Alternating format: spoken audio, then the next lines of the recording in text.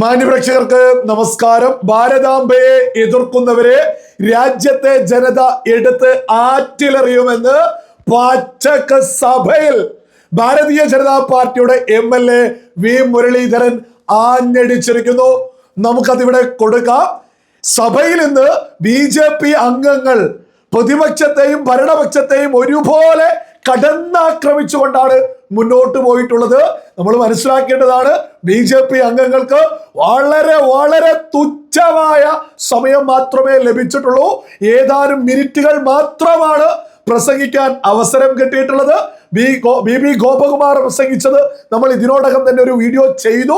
അദ്ദേഹം പ്രസംഗിച്ചതൊക്കെയായി ബന്ധപ്പെട്ട് പ്രമുഖ മാധ്യമങ്ങളിലൊക്കെ ഒരു വാർത്തയൊക്കെ വന്നിട്ടുണ്ട്. അതും നമുക്ക് ഈ ഒരു വീഡിയോയിൽ തന്നെ മുന്നോട്ട് വെക്കാം. നമുക്ക് ഏതായാലും വി മുരളീധരൻ ആഞ്ഞടിച്ചുകൊണ്ട് രംഗത്തെത്തിയതിന്റെ ഒരു ചെറിയൊരു ഭാഗം ഞാൻ ഇവിടെ കൊടുക്കാം. നിങ്ങൾ അതൊന്ന് കേട്ടു നോക്കൂ. ബഹുമാനനായിട്ടുള്ള ഒരു അംഗം ഇവിടെ പറഞ്ഞു, ഭാരതാംബയുടെ പൂജിക്കുന്നത് ഞങ്ങൾ എതിർക്കുന്നു. കമ്മ്യൂണിസ്റ്റുകാരത് എന്നും എതിർത്തുള്ളതാണ് സാർ. 1942 ക്വിറ്റ് ഇന്ത്യ പ്രക്ഷോഭത്തെ എതിർത്തവരാണ് ഇവര്. സുഭാഷ് ചന്ദ്രബോസിനെ ബ്രിട്ടീഷുകാരുടെ ചെരുപ്പ് നക്കിന്ന് വിളിച്ചവരാണിവർ. അതുകൊണ്ട് ഭാരതാംബയും ഭാരത് മാതാവും RSSകാരുടെ സൃഷ്ടിയല്ല. ഭാരതാംബയും ഭാരത് മാതാവും അവനീന്ദ്രനാഥ ടാഗോറിന്റെ ബങ്കിം ചന്ദ്ര ചാറ്റർജിയുടെ വന്ദേ മാതരത്തെ, ആ വന്ദേ മാതരം RSS കൊണ്ടുവന്നതല്ല. ബങ്കിം ചന്ദ്ര ചാറ്റർജി ബ്രിട്ടീഷ് സർക്കാരിനെതിരായിട്ടുള്ള പോരാട്ടത്തിന്റെ ഭാഗമായിട്ട് അന്ന് കൊണ്ടുവന്നതാണ്. അതിനെ എതിർക്കുന്നവർ ആ നിലപാട് ഇപ്പോഴ് രാജ്യത്തിന്റെ മൂലയിൽ മാത്രം ഒതുങ്ങപ്പെടും. ആ നിലപാട് മാറുന്നില്ലെങ്കിൽ നാളെ ഇവരെ തൂത്തുകൂട്ടി വലിച്ചെറിയും. ഈ രാജ്യത്തെ മുന്നറിയിപ്പ് കൂടി നൽകാൻ ഞാൻ അവസരത്തിൽ ആഗ്രഹിക്കാം. നിങ്ങൾ കേട്ടില്ലേ, സഭയിൽ നിന്നാണ് BJPയുടെ MLA വി മുരളീധരൻ ഭാരതാംബയെ എതിർക്കുന്നവർക്കെതിരെ, വന്ദേ മാതരത്തെ എതിർക്കുന്നവരെതിരെ ശക്തമായിട്ട് പ്രസംഗിച്ച് രംഗത്ത് വരുന്നത്. സഭയിൽ നിന്ന് പ്രസംഗിക്കുന്ന ഓരോ വാക്കും രേഖയാണ്. സഭയിൽ നിന്ന് പ്രസംഗിക്കുന്ന ഓരോന്നും രേഖയാണ്. നമ്മുടെ സഭയിൽ നിന്ന് വന്ദേ മാതരത്തെ എതിർക്കുന്നവർക്കെതിരെ, ഭാരതാംബയെ എതിർക്കുന്നവർക്കെതിരെ ശക്തമായ ചുട്ട മറുപടി സഭയിൽ നിന്ന് കേരളത്തിലെ ഒരു ചരിത്ര ഒരു രാഷ്ട്രീയപരമായിട്ടുള്ള വലിയൊരു മാറ്റമാണ് നമ്മൾ ഈ കണ്ടുകൊണ്ടിരിക്കുന്നത്. വളരെ വ്യക്തമായിട്ട് എടുത്തു പറയുന്നു, ബ്രിട്ടീഷുകാർക്കെതിരെ പടപൊരുതാൻ ബങ്കിം ചന്ദ്ര ചാറ്റർജി കൊണ്ടുവന്നിട്ടുള്ളതാണ്, എഴുതിയിട്ടുള്ളതാണ്. അതിനെയാണ് ബ്രിട്ടീഷുകാർക്കെതിരെ പോരാടിയതിനെതിരെയാണ് ഇവിടെ ഇടതുപക്ഷം, ഈ ഭാരതാംബയെ എതിർക്കുന്ന ഓരോ ആളുകളും രംഗത്ത് വരുന്നത് എന്ന് കൃത്യമായിട്ട് നമ്മുടെ സഭയിൽ നിന്നാണ് വി മുരളീധരൻ ആഞ്ഞടിച്ച് രംഗത്തെത്തിയിട്ടുള്ളത്. ഓരോന്നും രേഖയാ, ഒരു തർക്കവും വേണ്ട. ഇനി നരേന്ദ്രമോദിയുടെ വികസന പദ്ധതികളെ കുറിച്ചും അദ്ദേഹം എടുത്തു പറയുന്നു. ഞാനൊരു ഭാഗം ഇവിടെ കൊടുക്കാം, നിങ്ങൾ അതൊന്ന് കേട്ടു നോക്കൂ. ചരിത്രപരമായിട്ടുള്ളൊരു മാറ്റം. ഇന്നേ വരെ നമ്മുടെ സഭയില് ഇടതുപക്ഷവും വലതുപക്ഷവും ഒരേപോലെ PM ശ്രീയൊക്കെ എതിർത്തായിരുന്നു മുന്നോട്ട് പോയത്. എന്നാൽ നമ്മുടെ കേരളത്തിലെ പുതുതലമുറയ്ക്ക് വേണ്ടി, നമ്മുടെ ഭാവി തലമുറയ്ക്ക് വേണ്ടി വളരെ വലിയ രീതിയിൽ അദ്ദേഹം ആഞ്ഞടിക്കുന്നുണ്ട്. നിങ്ങൾ അതൊന്ന് കേട്ടു നോക്കൂ. സർ, നമ്മളൊരു പുതിയ അധ്യയന വർഷത്തിലേക്ക് കടന്നിരിക്കുകയാണ്. നമ്മുടെ കുട്ടികളുടെ ഭാവിയെക്കുറിച്ച് നമുക്ക് എല്ലാവർക്കും വലിയ പ്രതീക്ഷയുണ്ട്. നമ്മുടെ കഴിവുള്ള കുട്ടികളാണ് നമ്മുടെ നാട്ടിലുള്ളത്. പക്ഷേ അതിനു വേണ്ടിയിട്ടുള്ള പദ്ധതിയാണ് PM ശ്രീ പദ്ധതി. ആ PM ശ്രീ പദ്ധതി സ്കൂളുകളിൽ നടപ്പിലാക്കുന്നതിനെ കുറിച്ച് ഈ സർക്കാരിൻ്റെ ഈ നയപ്രഖ്യാപന പ്രസംഗത്തിൽ ഒന്നും പറയുന്നില്ല. 14,500 സർക്കാർ സ്കൂളുകളെ മാതൃകാ സ്ഥാപനങ്ങളായിട്ട് ഉയർത്തുക എന്നുള്ള ലക്ഷ്യത്തോടു കൂടിയാണ് PM ശ്രീ പദ്ധതി പ്രഖ്യാപിച്ചിട്ടുള്ളത്. ഇതിനെ കുറ്റപ്പെടുത്തുന്ന നമ്മുടെ ഇവിടുത്തെ സുഹൃത്തുക്കൾ തൊട്ടടുത്തുള്ള പട്ടം കേന്ദ്രീയ വിദ്യാലയത്തിൽ നോക്കണം.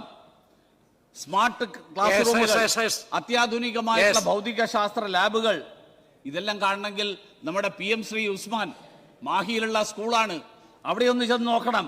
അപ്പൊ അതുകൊണ്ട് അസത്യങ്ങൾ പറഞ്ഞുകൊണ്ട് കുട്ടികളുടെ ഭാവി ഇല്ലാതാക്കുന്ന നടപടി ഉണ്ടാകരുത്. നിങ്ങൾ കേട്ടില്ലേ, ഉദാഹരണം ഉൾപ്പെടെ എടുത്തുകൊണ്ട് ഉസ്മാൻ ഗവൺമെന്റ് സ്കൂൾ ഉൾപ്പെടെ, ഉസ്മാൻ ഗവൺമെന്റ് വിദ്യാഭ്യാസ സ്ഥാപനം ഉൾപ്പെടെ, ഉസ്മാൻ ഗവൺമെന്റ് വിദ്യാലയം ഉൾപ്പെടെ എടുത്തുകൊണ്ടാണ് കൃത്യമായിട്ട് വി മുരളീധരൻ വിളിച്ചു പറയുന്നത്.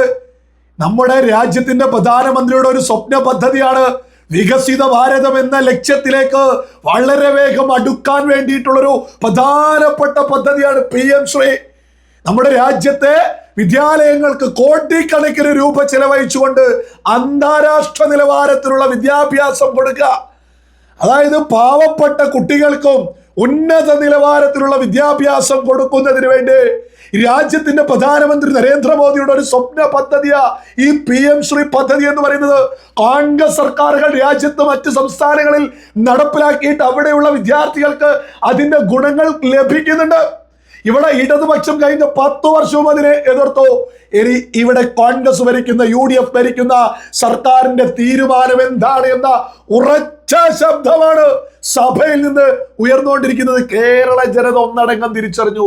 PM ശ്രീ എന്ന് പറഞ്ഞാൽ അത് വിദ്യാർത്ഥികളുടെ വളർച്ചക്ക്, അവരുടെ പുരോഗതിക്കാണ്. അതിലൂടെ നമ്മുടെ രാജ്യത്തിന്റെ വളർച്ചയാണ് പ്രധാനമന്ത്രിയുടെ സ്വപ്നം എന്നുള്ളതൊക്കെ കേരള ജനത തിരിച്ചറിഞ്ഞു. ഇനി UDFന് ഈ PM ശ്രീ പദ്ധതിയൊക്കെ നമ്മുടെ കേരളത്തിൽ നടപ്പിലാക്കുന്നത് തന്നെയാണ് ഏറ്റവും നല്ലത്. കാരണം കോൺഗ്രസ് ഭരിക്കുന്ന മറ്റെല്ലാ സംസ്ഥാനങ്ങളിലും ഇതൊക്കെ തന്നെ നടപ്പിലാക്കിയതാണ്. ഇതും സകല ആളുകളും തിരിച്ചറിയണം. ഇത് മാത്രമല്ല, മുരളീധരൻ കൃത്യമായിട്ട് എടുത്തു പറയുന്നുണ്ട് കുടിവെള്ള പദ്ധതിയെക്കുറിച്ച്, കുടിവെള്ള പ്രശ്നത്തെക്കുറിച്ചൊക്കെ. കേന്ദ്ര സർക്കാർ കുടിവെള്ള പദ്ധതിയുമായി ബന്ധപ്പെട്ട് വലിയ പദ്ധതി രാജ്യത്ത് നടപ്പിലാക്കുമ്പോഴും കേരളത്തിലെ ഇടതുപക്ഷം അതിനോട് തിരിഞ്ഞു നിൽക്കുക. കേരളത്തിൽ ഇപ്പൊ എന്താ അവസ്ഥ? പല സ്ഥലങ്ങളിലും കുടിവെള്ള പ്രശ്നം അതിരൂക്ഷമാണ്. അതുൾപ്പെടെ, അതായത് ജനങ്ങളുടെ അടിസ്ഥാന ആവശ്യങ്ങൾ ഉൾപ്പെടെ കൃത്യമായിട്ട് എടുത്തു പറഞ്ഞു. പൊളിറ്റിക്സ് പറയേണ്ടിടത്ത് പൊളിറ്റിക്സ് പറഞ്ഞു.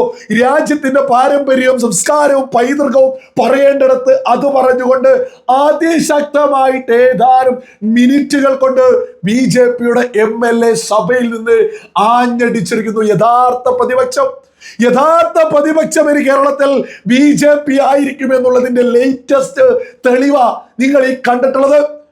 നമ്മുടെ പ്രമുഖ മാധ്യമങ്ങളൊക്കെ ഇന്ന് സഭയിൽ നടന്നത് കണ്ട് അന്തം വിട്ട് അട്ടം നോക്കി നിൽക്കുക.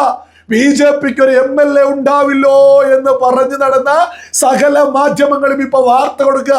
ഞാനൊരു ഉദാഹരണം ഇവിടെ കൊടുക്കാം.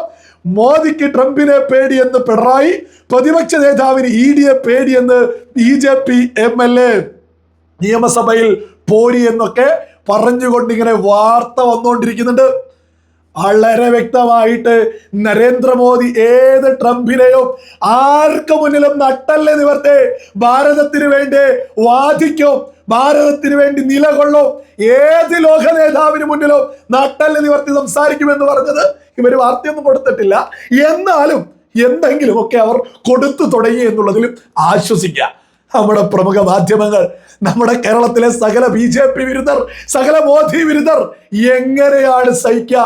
ഇന്ന് BB ഗോപകുമാറും മുരളീധരനും സഭയിൽ അങ്ങ് ആഞ്ഞടിച്ചു രംഗത്തെത്തി. BB ഗോപകുമാർ പ്രസംഗിച്ച സമയത്തൊക്കെ തെരുവ് ഗുണ്ടകളെ പോലെ പ്രതിപക്ഷ MLAമാരൊക്കെ ഈ തളത്തിലേക്ക് അങ്ങിറങ്ങി. സ്ഥാനം നഷ്ടപ്പെടുമോ എന്നുള്ള വിറളി. യഥാർത്ഥത്തിൽ ജനങ്ങൾക്ക് വേണ്ടി വാദിച്ചുകൊണ്ട് BJP MLAമാർ ശക്തമായിട്ടാണ് നിലകൊള്ളുന്നത്. കേരളത്തിലെ പ്രധാനപ്പെട്ട പ്രതിപക്ഷമായിട്ട് BJP മാറും എന്നുള്ളത് ലേറ്റസ്റ്റ് ആയിട്ട് ഇന്ന് സഭയിൽ നടന്ന കാഴ്ചകളൊക്കെ കണ്ടാൽ ഏതൊരു മലയാളിക്കും ലളിതമാക്കി മനസ്സിലാക്കാവുന്നതേ ഉള്ളൂ.